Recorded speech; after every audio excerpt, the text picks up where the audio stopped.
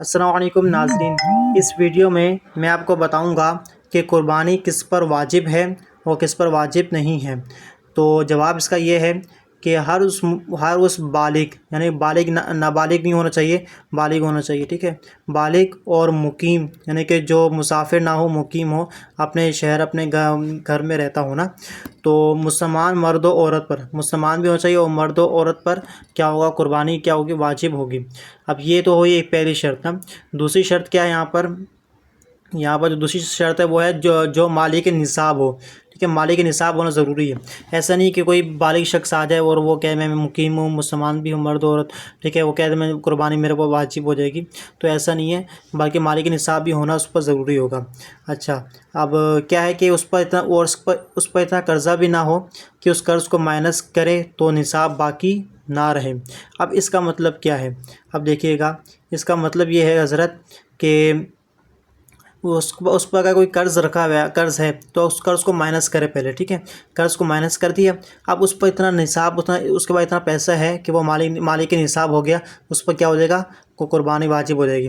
اب مالک نصاب کہتے کسے ہیں؟ اب یہ بھی جو ہے وہ آپ ذرا سنیے گا کہ دیکھیے، مالک نصاب کہتے ہیں کہ جس کے پاس 7.5 تولہ سونا ہو، یا پھر جو ہے وہ، یا پھر 52.5 تولہ چاندی، یا پھر 52.5 تولہ چاندی کے قیمت کے برابر رقم ہونی چاہیے، ٹھیک ہے۔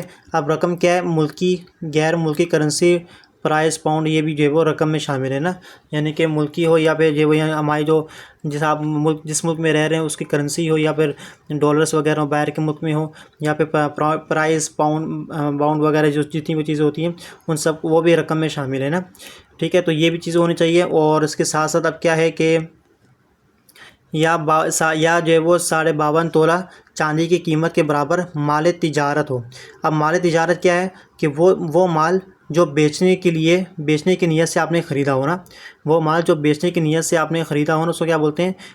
یہ وہ مال تجارت، ٹھیک ہے۔ جو آپ نے یوز کرنے کے لیے کیا ہو تو اس کا تو مسئلہ نہیں ہے نا، ٹھیک ہے۔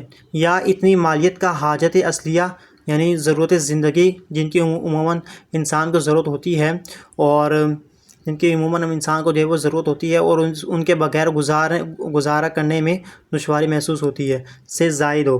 یعنی اس کا مطلب کیا؟ اس کا مطلب یہ ہے کہ اتنا مال ہو کہ جو حاجت اصلیہ ہے، یعنی جو ہم یوز کر رہے ہوتے ہیں عام طور پر، وہ اس سے ہٹ کر ہو نا، وہ ہم یوز نہیں کرتے ہو، ٹھیک ہے، تو وہ کیا ہو جائے گا، اس میں کیا ہو جائے گا، حاجت اصلیہ زیادہ ہو جائے گا، تو پھر وہ مال، ٹھیک ہے۔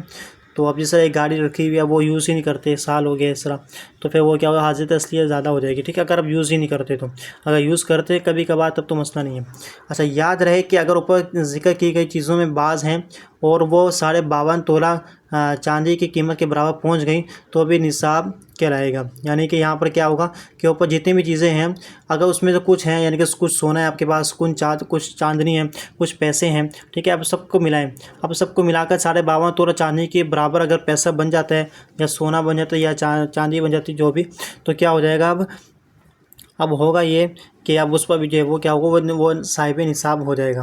اچھا، اب یہاں پر نوٹ کیا ہے؟ یہاں پر نوٹ یہ ہے کہ دیکھیں، عید الاضحیٰ کے دن ہیں 10 ذوالحجہ سے لے کر 10 ذوالحجہ کی صبح صادق سے لے کر جب ہم جو ہے وہ عید کی نماز پڑھتے ہیں، ٹھیک ہے، وہ 12 ذوالحجہ کی غروب آفتاب تک، یعنی کہ مغرب تک، ٹھیک ہے۔ تو اوپر جتنی بھی شرائط، اگر اس میں سے کوئی ایک شرط پائی گئی، اس وقت اگر آپ کے پاس پیسہ آ گیا تو کیا ہو جائے گا، آپ پر قربانی کیا ہو جائے گی، واجب ہو جائے گی۔ تو اگر آپ کو کوئی کویشچنس وغیرہ کرنے تو آپ بھی کر سکتے ہیں کمنٹ میں۔ جزاک اللہ خیرہ۔